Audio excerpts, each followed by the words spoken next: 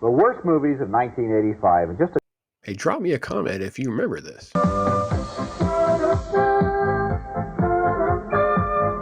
I think they're three of the worst major films of 1985, which is the subject of this special edition of At the Movies, the movie review program. I'm Gene Siskel, film critic of the Chicago Tribune. And I'm Roger Ebert, film critic of the Chicago Sun-Times. And that's right, it's time again for another look at the movies you really hated last year.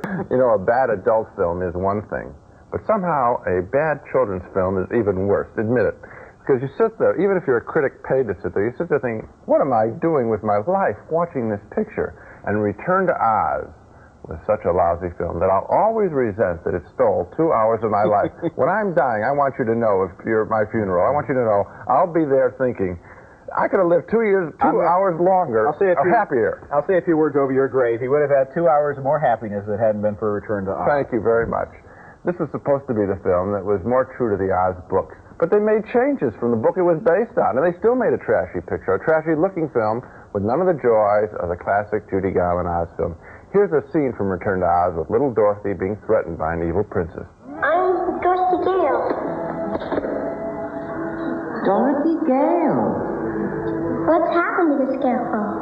Come nearer to me.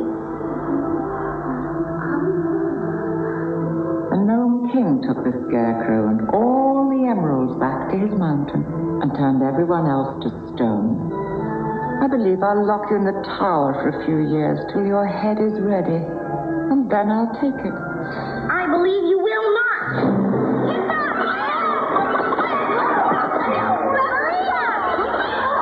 I am coming, Dorothy. Do not worry. I will save you.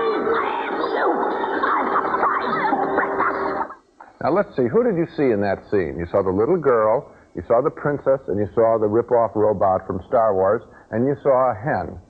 Well, you know what I liked most about the picture? The hen. I've said this before, I'll say it again. You know you're in trouble when your favorite character in a movie is a hen that only has a bit part. This movie was amazing. It starts out with Dorothy being left overnight at the house of a strange Unbelievable. surgeon. Then she's given shock treatments. Then she's swept away in a flood. By the time the movie is half an hour old, the kids in the audience are probably scared. Terrified. It was not an upbeat children's film. Absolutely wrong, and I was so glad that the audience rejected it. Unfortunately, I had to see it first.